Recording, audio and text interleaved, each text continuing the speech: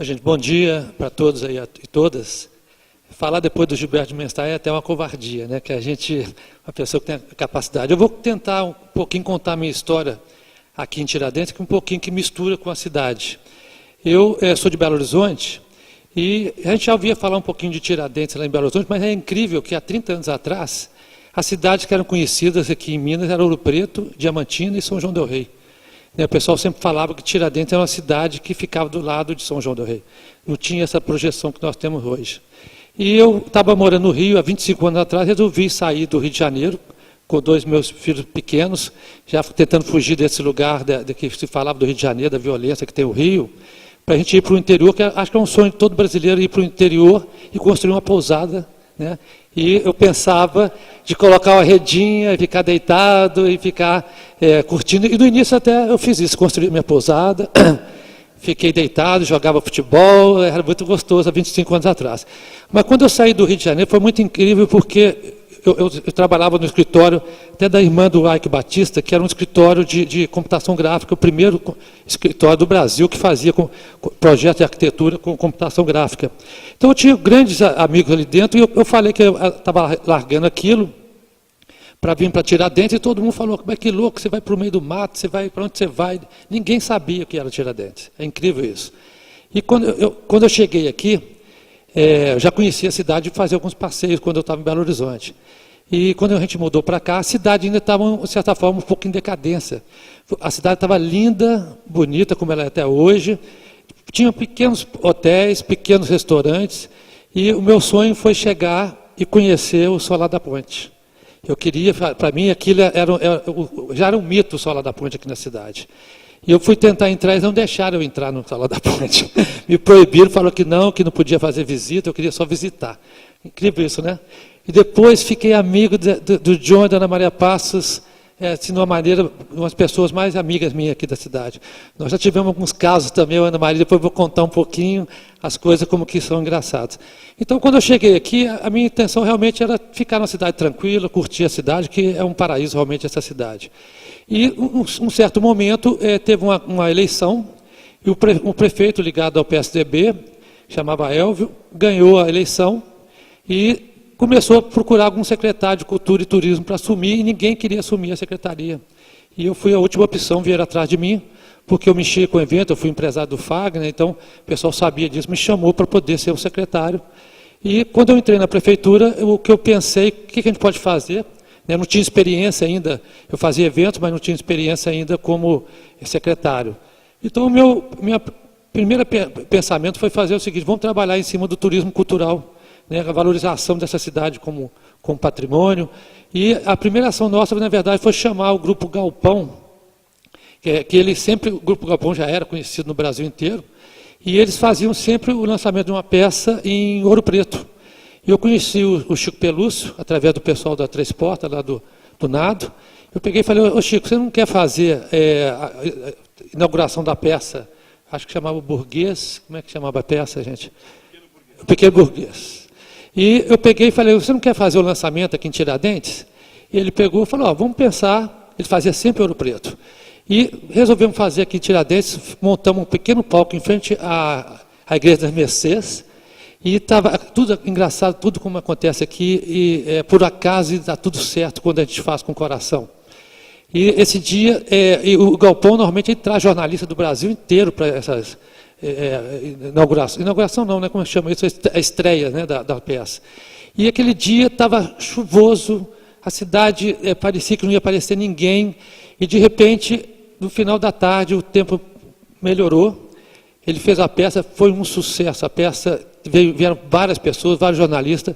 No final de semana seguinte, Tiradentes, com aquela imagem do pequeno palco do Galpão e a Igreja das Mercês no fundo, foi página dos principais jornais de cultura, a parte de cultura dos principais jornais do Brasil, a página inteira, abrindo vamos dizer assim, o caderno de cultura. Isso foi, assim, para mim, já foi realmente a primeira ação que eu acho que deu aquela mexida, que mostrou um caminho, né? Acho que a gente tem que se posicionar. A gente fala no turismo que tem cidade que não se posiciona. E nós nos posicionamos ali, já era uma cidade posicionada patrimônio histórico, mas não tinha um público que a cidade precisava. Então a gente começou a caminhar para aquela ação em cima de fazer o turismo cultural. E aí depois aconteceu que nós temos outro caso que eu queria dizer, que é o seguinte: Tiradentes teve o momento do ouro, né, a economia no século XVIII. Quando eu cheguei, estava o momento da prata. Aqui só se fazia prata, o pessoal fazia joias em pratas, o tempo todo só tinha isso na cidade, e era uma cidade parada. Eu lembro que eu sentava ali no Lago das Forras, no Carnaval, sentava ali e ficava meia dúzia de pessoas durante o Carnaval. Era uma cidade muito pacata. Tem hora que eu me sinto até culpado um pouquinho de trazer tanto movimento para a cidade, né? Porque a gente que mora aqui, de repente, a gente não quer isso também, né? A gente tem que saber equilibrar as duas coisas, né? O movimento, a parte cultural, mas ao mesmo tempo manter essa paz, essa alegria que a gente tem aqui. Mas eu moro aqui no quarteirão, esse quarteirão aqui embaixo. Apesar de todo esse movimento que acontece na cidade, eu consigo ficar aqui nesse bairro, não muito longe do centro, que a gente pode ir a pé, como se não tivesse nada acontecendo. Então ela tem esse perfil que as coisas acontecem mais na praça, na região central, então a gente consegue equilibrar essas duas coisas. Então, quando aconteceu que o pessoal inaugurou aqui o Centro Cultural Ives Alves, e não tinha nenhuma coisa para fazer naquele momento, para a inauguração, foi quando a gente teve a ideia de fazer a Mostra de Cinema, que tinha um perfil diferente, que era um perfil gratuito, de fazer em praça pública, dentro de um circo, e a gente acabou inaugurando o Centro Cultural com a Mostra de Cinema. Eu tive a experiência também, mexi com cinema, estudei cinema em Los Angeles, então eu cheguei a fazer no Rio de Janeiro coisas ligadas ao cinema também, na praia de Copacabana, nós apresentamos filmes em frente ao Copacabana Palace, durante o festival, na época nacional de cinema. Então isso veio em cima daquela memória, nós montamos, e também por aqui também ser uma cidade cenográfica, né? Vários filmes, vários ministérios já tinham acontecido aqui, e a Mostra de Cinema também foi um grande sucesso, e começou a fortalecer esse perfil de cidade ligada à cultura. Logo em seguida, no segundo semestre, nós resolvemos fazer, porque a Mostra de Cinema fazia uma ação na visibilidade muito grande na mídia, mas depois isso ia diluindo. Então eu achava que tinha que acontecer alguma coisa também durante o segundo semestre. Foi quando a gente teve a ideia de fazer a Festival de Gastronomia, que foi muito original, que isso acho que não tem em nenhum lugar do mundo, tinha. Nós vamos fazer 20 anos, o Festival Madrid Fusion, que é muito importante, tem 11, 12 anos. Então, e outra coisa, naquele momento nós quisemos fazer também uma ação que tivesse, não só a gastronomia mineira, que tivesse a gastronomia do mundo inteiro. E nós levamos a cozinha para a praça, fizemos um fogão a lenha, fizemos um forninho a lenha no meio da praça, um botequim de sapé, no primeiro ano nós fizemos, e de certa forma isso transformou hoje a gastronomia no Brasil inteiro. Na época as pessoas não sabiam nem segurar numa taça de vinho, hoje todo mundo já experimenta, já sabe segurar, cheirar, né? A coisa ficou até... Então houve uma grande transformação, e o chefe, por exemplo, o Alex Atala, que naquele ano, no terceiro ano, estava vindo para o Brasil, a gente já ouvia falar nos bastidores, ninguém conhecia o Alex Atala, mas os chefes falavam, tem um chefe bacana, o Alex Atala, tinha acabado de chegar da Europa, eu convidei para ele vir aqui, e paguei R$500 para ele fazer um jantar. Hoje eu vou colocar no quadro, né, que hoje ele cobra, sei lá, 50, 80 mil para fazer mas foi muito legal, e ao mesmo tempo você vê que é incrível como que ele hoje virou um popstar, e a gastronomia virou, no Brasil, os meninos todos começaram a fazer gastronomia, o meu próprio menino começou na época ele tinha 8 anos quando começou o festival, e ele foi chamado pelo Olivier Anquier para fazer uma coisa na praça ali, ele pequenininho, colocaram o chapéu, talvez aquilo influenciou. Né? Você vê como que é importante a economia criativa, a inteligência gerando riqueza. Né? Então, isso foi caminhando, e hoje estamos aí, né, criando um fórum agora também. O fórum foi uma experiência que, esses 4 anos na prefeitura, foi muito duro. A gente trabalhar em prefeitura, a gente fica aí falando, vocês vendo os políticos de fora e falando, todo mundo é ladrão, incompetente, e nós dentro da administração falando, esse povo só sabe reclamar, não participa, a gente chamava para conselhos, ninguém aparecia 4, 5 pessoas. Então, acho que falta essa comunicação entre as pessoas e os políticos com as pessoas, os administradores. Agora, é uma loucura hoje, a experiência foi muito boa. Foi muito dura, mas é muito boa porque você passar por esse sistema político que nós temos no Brasil hoje, a própria administração pública é um caos. Eu não sei como que as prefeituras conseguem andar. Eu falo isso todo dia que eu catava o lixo, que o lixo saía da rua, para mim era um milagre. Porque o caminhão quebra toda hora, as pessoas não querem trabalhar, as pessoas são concursadas, então eles acham que aquilo é um emprego, eles não querem trabalhar. Então o sistema é muito duro com a gente. E hoje, mais ainda, o Ministério Público está o tempo todo cobrando a gente. Eu falei que eu administrava com uma advogada do meu lado, para saber o que a gente pode fazer. É uma cobrança muito dura, e para tentar tirar os ladrões, criam leis fantásticas como a Lei 8666, que tenta dificultar o roubo, mas ela faz as coisas ficarem muito mais caras e o roubo não termina, muito mais burocrático. Então, assim, toda essa dificuldade que eu vi na administração pública, eu achei que a gente poderia trabalhar, que a gente pudesse ajudar a administração pública, que o Fórum é diferente dos outros eventos que são ligados à cultura e turismo. É um evento preocupado com o público, né, a iniciativa pública. Então, as nossas ações em cima da educação, do lixo zero, como nós mostramos ontem, e a parte de saúde que a gente quer fazer, aplicar a saúde aqui, não pensando na doença, mas pensando na saúde, como, por exemplo, fazer parte de Taixichuan, Liancum, coisas que você pode cuidar da saúde. Então, nós vamos trabalhar com esse perfil a partir de agora. Então, a gente vai ajudar, eu acho que é isso, a sociedade tem que começar a participar mais, nós temos que começar a cuidar da cidade. A gente acha que a cidade é só a nossa casa, né? As pessoas não cuidam nem do passeio. Eu vejo passeios de pessoas aqui que têm recursos e o passeio está péssimo. O lixo, você abre a porta, joga o lixo ali e está resolvido. As pessoas não sabem que ali o problema começa. Então, o que eu acho que é importante agora, e o Fórum pretende fazer isso, é trazer a sociedade para poder ajudar a iniciativa pública. Tá, eu vou parar aqui, depois a gente continua, passar daqui a pouco para a Ana Maria Paz, e a gente pode depois ouvir um pouquinho, trocar uma ideia e dar uma continuidade. Muito obrigado, viu?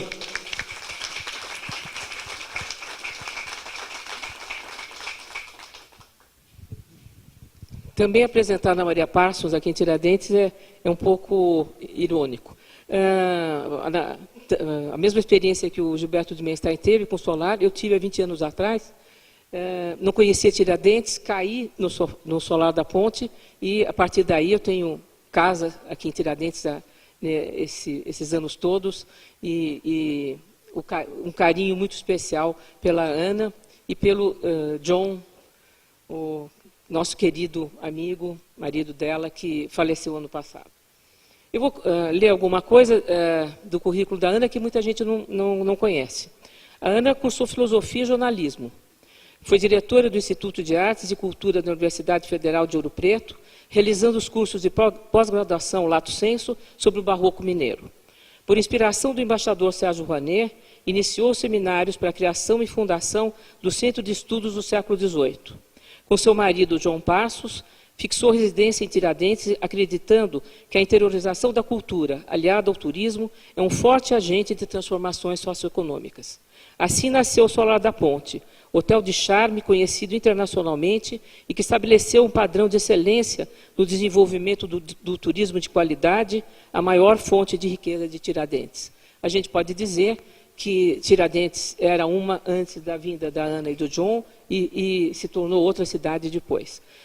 Só para complementar, a Ana também foi idealizadora e diretora por 10 anos do Centro de Referência Musicológica José Maria Neves, em São João del Rei.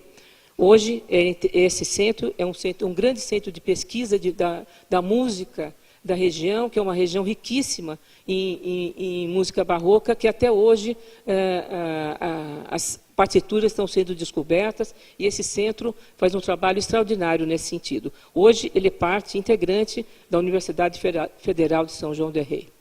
Querida, por favor. Eu queria agradecer os organizadores desse fórum por terem me convidado, me dado essa chance de falar aqui.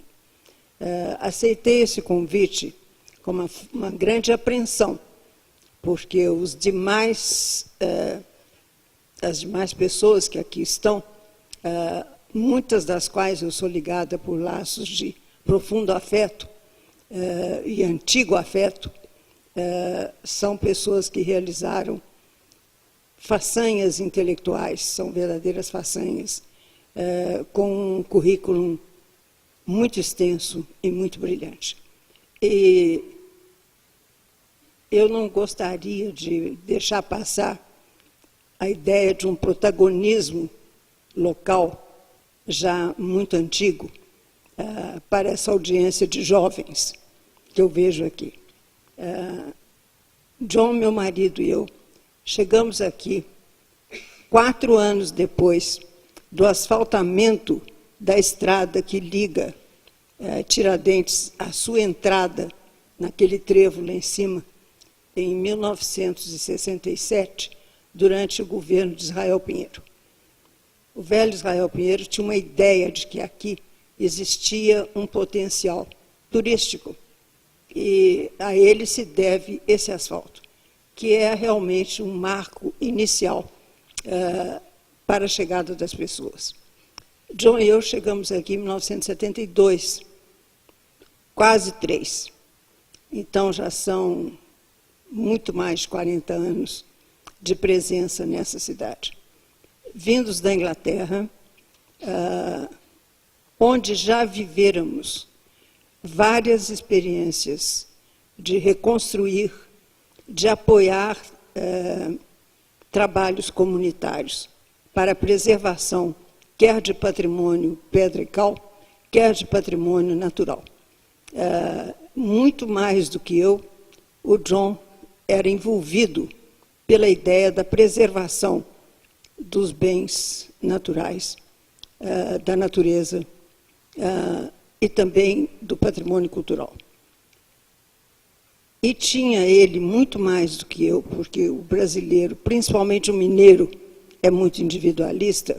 Eu aprendi isso na Inglaterra, ter o espírito comunitário, rodear-se de grandes inteligências, fruir daquilo que as lideranças inteligentes fazem, aprender com os outros.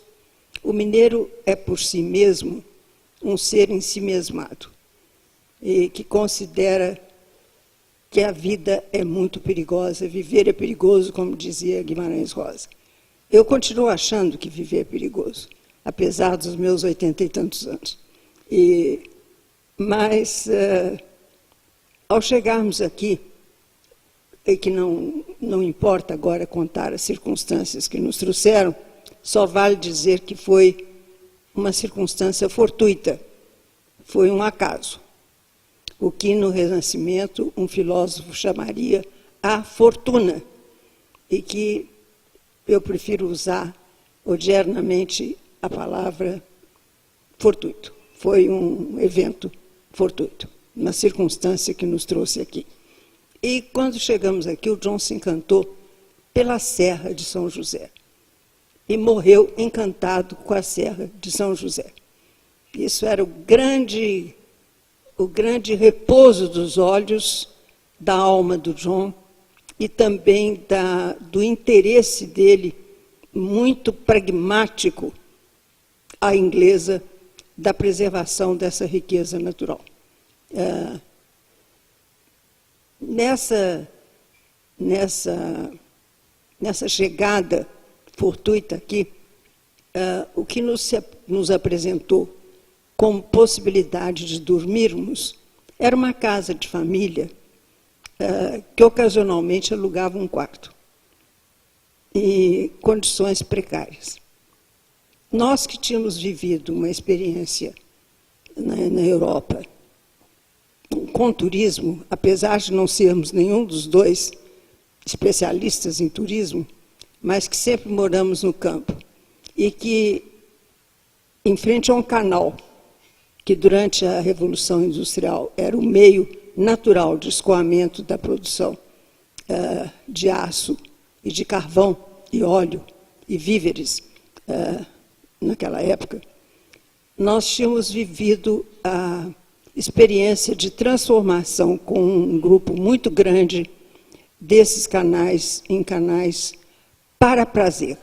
Eles estavam abandonados, e nós nos metemos na experiência de transformar essas vias que tinham servido ao propósito da instalação do que depois se tornaria um capitalismo bárbaro, brutal, mas que naquela época era o início da Revolução Industrial. Nós tínhamos transformado aqueles canais em desuso, entulhados de tijolos, entulhos e matos, algas. Nós tínhamos, com um comitê grande de moradores de pequenos vilarejos, tínhamos transformado aqueles canais em canais de prazer, para barcos que um dia transportavam os produtos das indústrias ribeirinhas. Nós tínhamos transformado aquilo, esse grupo grande de moradores, em barcos de prazer. E, então, essa foi a nossa experiência inicial com o turismo.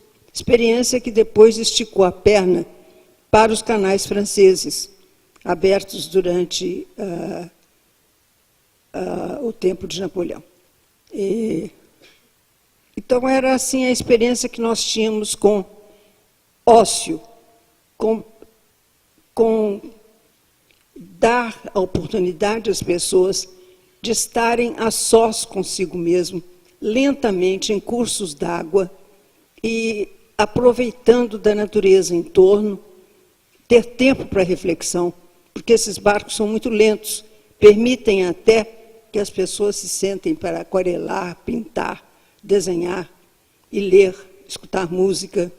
Enfim, isso foi o ponto inicial da nossa imersão no universo de quem vem para se alegrar e vai embora.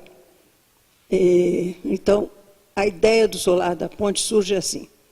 Compramos do único estrangeiro que vivia aqui, que era um iugoslavo, que, como todos os estrangeiros no interior de Minas Gerais, acaba sendo francês.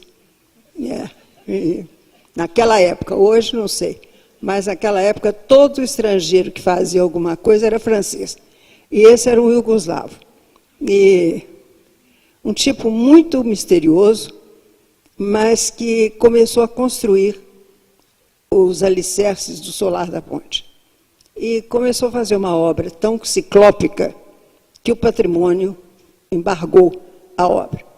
E não era de acordo com a volumetria do casario local, era uma aberração de concreto, e foi esse elefante branco, como depois Dona Graciema Melo Franco de Andrade, viúva de Dr. Rodrigo, batendo-me nas costas, disse carinhosamente: mas, minha filha, vocês são loucos, compraram um elefante branco, que era o maior pesadelo de Rodrigo. Como é que você, mineira, faz isso, menina? O que foi um choque. Mas nós tivemos anos lutando para levantar esse embargo do patrimônio e, felizmente, tivemos o beneplácito do patrimônio. 4 anos depois, eles levantaram o embargo, ao verificarmos que o que nós estávamos fazendo não era uma cópia do que é chamada arquitetura colonial, mas era uma adaptação daquele elefante branco de concreto, adequando no que era possível as necessidades da vida moderna, contemporânea, e não chocando com a visão do Solar da Ponte a entrada da cidade. Então, o embargo foi levantado e nós já estávamos atuando como hoteleiros. Como o nosso capital era limitado, nós começamos com um apartamento. À medida que ele ficava pronto, fazíamos o segundo, o terceiro, o quarto. Era sempre um remover de um biombo nos corredores para fazer abrir mais um quarto. Bom, e nisso passaram-se 40 e tantos anos. O Solar da Ponte foi, então, pioneiro das hospedagens aqui na cidade. Havia, por parte dos habitantes, e eu penso que isso é uma pergunta que pode surgir, como foi a aceitação desse casal estrangeiro pela população? Olha, eu não saberia responder. Quando se está tão envolvido em fazer alguma coisa, é muito difícil avaliar o que corre em volta. Havia mitos, lendas, havia desconfianças, enfim, havia de tudo. Hoje eu percebo claramente essas situações. Naquela época, não. Bom, o que nos orientou quando começamos acabar a obra do iugoslavo francês, que chamava-se Paul Bojanic, foi descobrir na terra o que sobrou dos ofícios, dos chamados oficiais mecânicos, que no século XVIII construíram as cidades mineiras, hoje chamadas coloniais.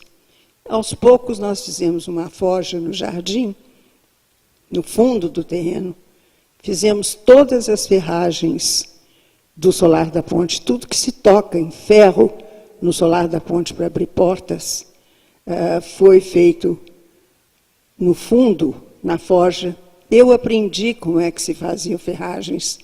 Tive como guia e mestre o utilíssimo compêndio do Zé Walsh Rodrigues, Detalhes de Arquitetura Mineira, em que ele detalha e especifica todos os itens que compõem uma casa, uma porta, os detalhes da arquitetura. Detalhes construtivos. Localizamos o ferreiro, o carpinteiro, o segundo carpinteiro, e por aí vai. Devo dizer que hoje, 40 e tantos anos passados, os descendentes desses nossos grandes colaboradores do passado, alguns ainda permanecem na empresa. Hoje, o Solar da Ponte tem 18 apartamentos. Começou com 2 ou 3. Já há 10 anos, a gerência do Solar da Ponte está entregue ao meu filho mais velho aqui presente, Ted Dirksen, que continua... Ele é francês também, não? Não, esse é brasileiro, campineiro, e o Ted de Campinas. E o Ted hoje continua a nossa tradição de trabalhar com os valores da terra.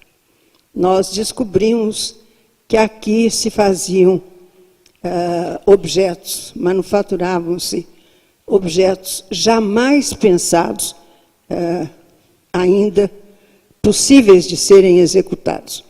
Havia quem fazia carro de boi, havia quem sabia fazer as ferragens, o trato da madeira e do metal eram duas tradições que nunca morreram nessas partes. E o ouro, com a escassez do ouro, não se manufaturava mais objetos de ouro, mas trabalhava-se com alpaca e com banho de prata. E isso era a única ocupação econômica da cidade, era o que dava empregos. O Solar da Ponte constitui-se inicialmente como a fonte de emprego mais correta possível. Fomos muito eticamente cuidadosos para com os nossos funcionários. Mas também é preciso contar da minha experiência como professora, de ter que ensinar as pessoas como não ser subserviente e servir, o que parece um paradoxo. Mas, aliás, parece não, é um paradoxo. Servir sem ser subserviente. Servir porque sabe da necessidade do outro, porque atende a necessidade do outro, e não por uma obrigação de subserviência, que implica numa noção de castas sociais, patrão, empregado, nada disso. Eram funcionários de uma empresa e, como tal, aprenderiam os mistérios que essa empresa tinha expectativa que soubessem, para ganhar o seu pão de cada dia. É com muita tranquilidade que eu gosto de dizer que das muitas mulheres que nós empregamos, chegamos a ter um quadro de 26 funcionários para 15, 18 apartamentos depois. Das muitas moças que passaram por lá, nenhuma delas apanhou de marido.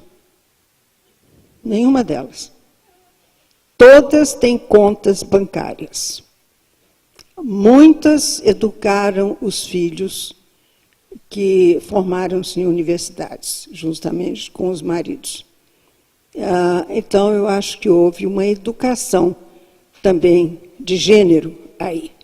Eu me preocupei muito com as questões de gênero. Discriminação nunca houve. Nós fizemos a inclusão daqueles que a própria sociedade local rejeitava como incapazes. É preciso dizer que uma sociedade como essa, fechada, que na época que nós chegamos, contava demograficamente com aproximadamente 1.000 e poucas pessoas no perímetro, hoje considerado perímetro histórico, e que num município, de modo geral, talvez chegasse a 3.000, 4.000 almas. Essas pessoas tinham uma vida rural de sobrevivência. Quem plantava fora do perímetro urbano fazia-o para sobrevivência. Os demais trabalhavam fazendo, aliás, o termo local é tecendo terços com argolinhas de alpaca.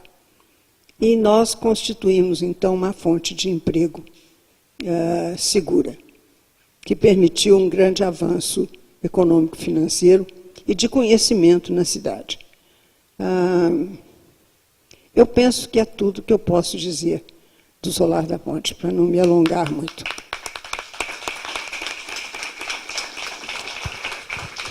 Eu vou ter que sair 5 minutos por causa do meu programa da CBN, eu volto já. Eu só queria dizer que o nome do seu lugar já define o que você é. É uma ponte que leva ao sol. Então, é uma ponte que leva ao sol. Não precisa... 2 palavras que definem tudo, viu? Parabéns. Hein? Eu volto no segundo. Viu, Cris? Eu tenho um programa da CBN aqui, é rapidinho, tá?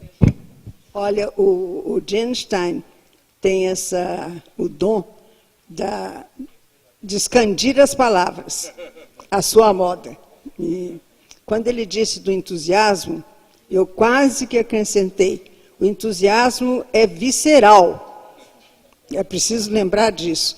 É alguma coisa interna, é aquilo que move as pessoas. O John e eu fomos, nesse sentido, viscerais nessa cidade.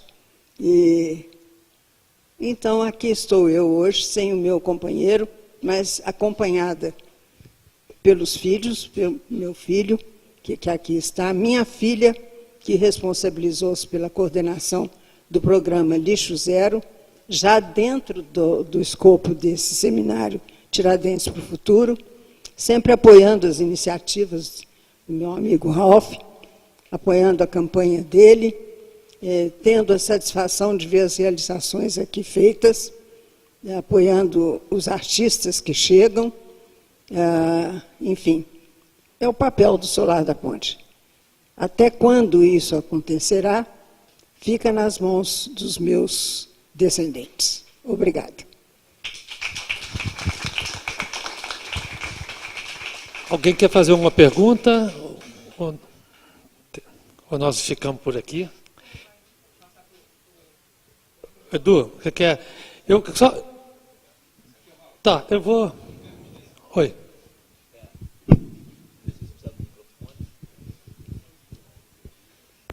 Bom dia, bom dia. Ralph, uma pergunta importante. Como construir uma cidade criativa? Você passou um pouco por isso, num estado tão burocrático, né? Porque a gente começa a romper com uma série de modelos protocolares para construir essa economia criativa, né? Desde meninos que querem trabalhar horas e horas envolvidas em alguns projetos e às vezes por questões trabalhistas, por exemplo, esse menino não pode trabalhar, ele tem que parar, né? Até processos licitatórios, como você contou. Existe uma expectativa de mudar no mundo ou no Brasil essa estrutura legalista engessada para que a gente construa, de fato, núcleos criativos?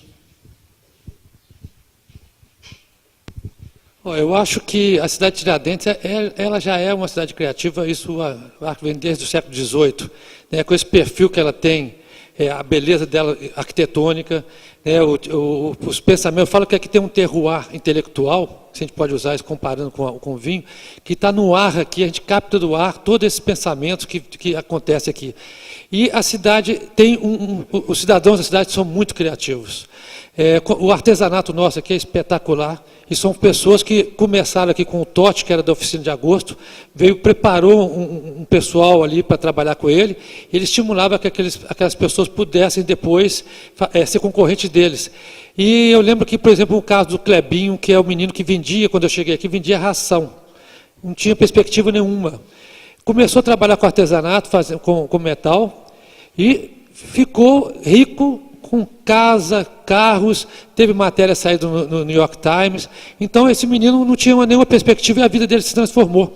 Então, eu acho que a cidade tem um talento assim, incrível, as pessoas são muito talentosas, né? E a cidade também assim, favorece muito, como o Gilberto falou, eu falo a mesma coisa aqui, fazer um evento em Lafayette aqui, ninguém viria mesmo. A cidade ela tem um lado mágico, essa beleza da serra aqui do lado da gente. Então, eu acho que é mais fácil por causa da própria perspectiva que tem a cidade aqui. Tá? Ô, gente, eu vou ter que pedir licença, que eu tenho que ir para outra mesa lá, ajudar a Paula Belize, a Annelise, e eu vou passar, viu, Eduardo, para você aqui. E você falou que o tema sempre é superação. Eu acho que Tiradentes, ela se supera o tempo todo. Ela teve vários momentos de decadências, depois se recupera. Como eu falei aqui, da época que eu cheguei, ela estava em decadência com a prata. Os casarios, tinham poucos casarios conservados, tinham muitas fachadas que não tinham nada atrás. Então, ela se superou com esse momento agora, vamos dizer assim, os eventos que são culturais. E agora nós temos outro desafio, né, que a gente falei, o problema do lixo, o problema agora também de movimento da cidade. Nós temos que superar esse momento e conseguir equilibrar, que a cidade continue com a cultura, com o movimento que traz economia para a cidade, que não precisa levar as pessoas para trabalharem fora, como era antigamente, mas que também de equilíbrio para não ter uma multidão de gente, que a cidade não fique superlotada ou que cresça desordenadamente. A gente fica feliz porque aprovamos o plano diretor agora na minha administração. Isso vai ajudar muito a tentar manter a cidade, primeiro com crescimento desordenado, coisas que alguns anos atrás ela chegou a perder, alguns bairros cresceram desordenadamente, mas não perdendo a qualidade. Graças a Deus e nós temos uma utopia aqui, que é o seguinte, Eduardo, a gente mora nos bairros, mora pessoas ricas e do lado tem uma pessoa simples que trabalha na casa do lado. Não tem aqui como os lugares Zona Sul, aqui é meio misturado, a cidade se envolve todo. Os bairros começaram mais simples na periferia, onde que foram expulsas pessoas do centro para a periferia. Hoje outras pessoas chegaram de fora, compraram casas ali, estão vivendo ali também. Então, nesse ponto, é uma grande utopia também, que a gente vive espalhado pela cidade, sem guetos aqui. Tá bom? Vou pedir licença, gente. Conta um pouquinho da sua experiência com a questão do saneamento. É uma questão tão importante para o Brasil. Foi uma loucura. Eu entrei, gente, aqui, meu sonho, eu virei prefeito porque eu queria tirar o esgoto do Ribeiro Santo Antônio. Esse era o meu objetivo, que eu falava, não é possível. E nós entramos, nós tínhamos uma verba de R$2 milhões do Ministério do Turismo para retirar esse esgoto. E eu fiquei 3 anos brigando para usar essa verba, e é uma coisa inacreditável, porque o Ministério tinha no projeto a possibilidade de você ter que fazer uma ET pequena para poder executar o projeto. Eles liberaram o recurso. O recurso estava na conta da prefeitura, eu não pude usar. Né? ET é a estação de tratamento de esgoto. E aí a Copasa entrou, eu fui para o Ministério, expliquei, a Copasa vai fazer a ET, agora eles deram o documento falando que iria fazer a ET, só que a ET custa mais ou menos R$10 milhões para fazer. e eles tinham dado 2 milhões para a gente fazer o Ribeiro.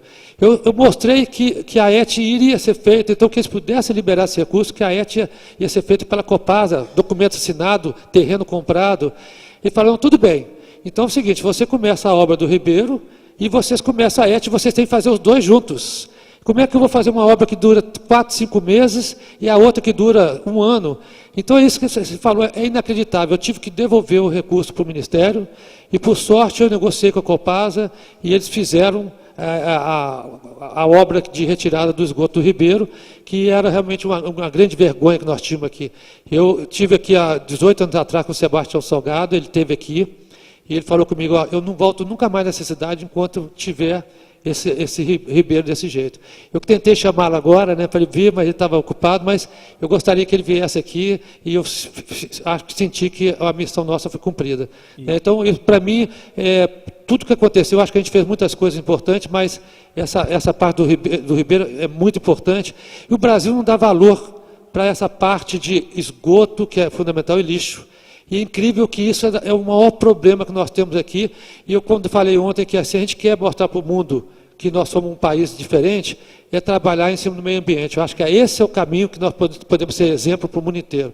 Né? Então, tem que começar... os políticos falam que o político não quer fazer esse tipo de obra, que elas não são vistas. Né? São subterrâneas, são escondidas, os lixões são escondidos, mas é a coisa mais importante que nós temos que fazer no Brasil hoje, e nós somos uma vergonha para o mundo inteiro, o problema do lixo no esgoto no Brasil. Né? Esperamos que a gente consiga transformar, tá bom? Agora, eu vou pedir realmente licença. Eu preciso te pedir que você diga uma coisa para a gente breve, porque vai ser muito importante para o nosso processo. Que você possa contar um pouco melhor o sonho que nos move a estar aqui, no sentido de qual que é a tua visão em relação a esse processo e Tiradentes para os próximos anos. Assim. Qual que é a ideia que nos move a estar investindo aqui, a nos reunir nesse momento, e o que a gente vê como possibilidade de continuidade, porque isso vai ser importante para a gente explicar os próximos passos aqui do nosso trabalho. Olha só, eu sou cheio de sonho, né? Acho que a gente que quer ser criativo, nós temos que sonhar. Eu tenho um sonho também, que eu acho que Tiradentes se transformar na cidade histórica mais contemporânea do mundo. O que é isso? Que ela fique totalmente como ela é, você olhando, passeando pela cidade, mas que nas entranhas dela ela tem a sofisticação de, por exemplo, você ter o Wi-Fi na cidade para você, todo mundo acessar. Você ter, por exemplo, alguns carros elétricos, por exemplo, os táxis serem elétricos para você poder andar dentro dessa cidade. Eu agora vou fazer uma licitação agora, antes de eu sair, que eu estou licitando um carrinho de golfe elétrico para fazer o transporte, que aqui hoje nós temos as charretes, que é um problema sério, que as pessoas reclamam muito, muita gente reclama que defende os animais, a gente tem muita reclamação, e um dia isso vai ser um problema que eles vão ter que resolver. Eu não sei se esse é o caminho, mas eu estou colocando para eles não brigarem comigo, que são uma associação de 20 poucos charreteiros, eles cobram R$40 para vir da praça até a matriz. É uma loucura, né? R$40, né? Mais caro que táxi. Aí eles são fortes aqui na cidade. Qualquer probleminha eles se juntam e é uma loucura. Na verdade, uma charrete dessa está custando na faixa de R$15 mil, R$20 mil. Então eu falei o seguinte, eu vou licitar, eu estou saindo agora, não tem mais, você não pode brigar muito comigo, mas eu falei que a charrete é para pessoas com mais deficiência, porque as charretes são muito altas, o carrinho de golfe é mais baixinho, né? Então a pessoa com mais deficiência, a pessoa com dificuldade de caminhar, poder visitar e mostrar um pouquinho. Outra coisa também de colocar iluminação LED, né, que a gente possa colocar, vamos dizer assim, melhorar a energia aqui com otimização, né? Eu criei também 2 leis agora que eu aprovei na Câmara agora. Uma é do IPTU verde, que as pessoas que colocarem, por exemplo, coletores solares e reutilização de água de chuva possam ter desconto no IPTU. Né? Então, são algumas ações que eu acho que são importantes, que você pode ter uma cidade histórica. E a sofisticação, eu falo que tem que ser uma cidade sofisticada, mas não é questão de riqueza, não. Por exemplo, na educação. Se a gente conseguir ter uma educação fantástica aqui, Se a gente mostrar para o Brasil inteiro que nossos alunos, e nós fizemos algumas ações aqui, nós temos uma escola nas Águas Santas, que é uma escola de tempo integral, baseada no professor José Pacheco, da Escola da Ponte, e a gente vê que com as mesmas professoras, mas apenas o conceito, você consegue mudar a educação. Então, que as pessoas possam vir para Tiradentes, por saber, essa cidade tem o lixo tratado, essa cidade tem o esgoto, né, o lixo reciclado, o esgoto tratado. Então, a educação de alto nível, eu tenho certeza que nós vamos ter um turismo cada vez melhor e de qualidade. Então, eu acho que é um pouquinho isso que nós temos que buscar, né, sofisticar a cidade em todos os sentidos, na educação, no meio ambiente. Exatamente, e a cidade vai mudar agora, porque ela é conhecida pelos festivais, mas eu tenho certeza que agora a cidade vai ser conhecida no mundo inteiro por uma cidade que pensa o futuro, que é uma cidade que valoriza o conhecimento, valoriza as pessoas. Eu falo o seguinte, que a gastronomia valorizou os chefes de cozinhas, né, que eram pessoas que tinham medo até de falar que é cozinheiro, hoje todo mundo fala que é chefe de cozinha. Aqui, quando começaram a chegar os chefes com as roupinhas branquinhas, todo mundo tinha vergonha de ser cozinheiro, aí todo mundo começou a colocar a roupinha, ir para a rua, colocar nome, transformou. Né? O Alex Atala hoje é uma pessoa conhecida no Brasil inteiro. Aí eu falo o seguinte, eu gostaria que os jovens, os jovens pensam muito em ser artista, né, de televisão, jogador de futebol, né, o cantor de rock, agora o de sertanejo, é o sonho do sucesso. Mas esse sonho sempre tem, é um Neymar que tem, é um artista que tem sucesso, a maioria tem uma vida muito ruim. Agora, meu sonho agora é que os professores, os filósofos, os educadores sejam reconhecidos na rua, sejam as nossas estrelas, e que a gente possa, os meninos, se mirar em vocês, e que queiram trabalhar na área de conhecimento, e não precisa ser uma grande estrela. Se tiver um conhecimento médio, já vai ter uma vida muito melhor que qualquer jogador de futebol. É isso que a gente quer, que a gente consiga fazer, que o conhecimento seja a grande estrela do Brasil. Vocês que fazem a filosofia, a educação, os educadores, os médicos, as pessoas que mexem com conhecimento, que elas sejam realmente reconhecidas. E eu espero que a gente consiga fazer isso. Tá, gente? Obrigado, gente. Eu vou pedir desculpa, porque eu realmente tenho que sair.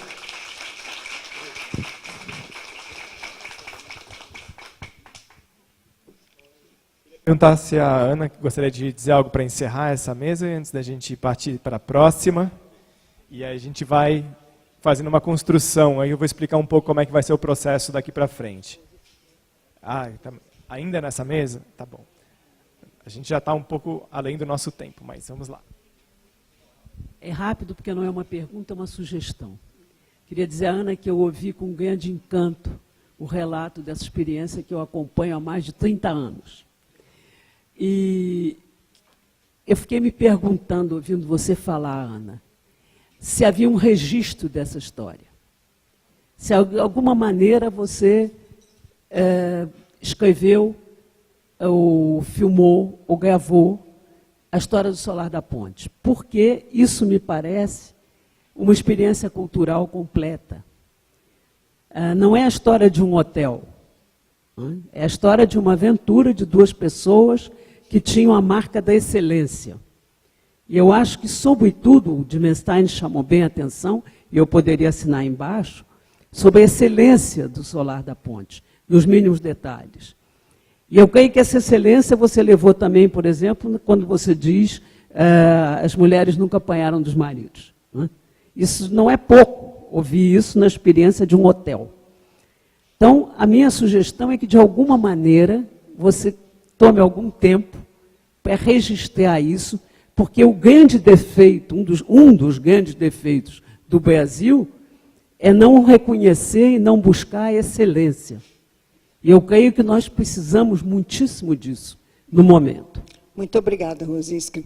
A Rosisca tem sido inspiradora de muitas coisas, de muitos pensamentos meus, pela sua atividade de mestra,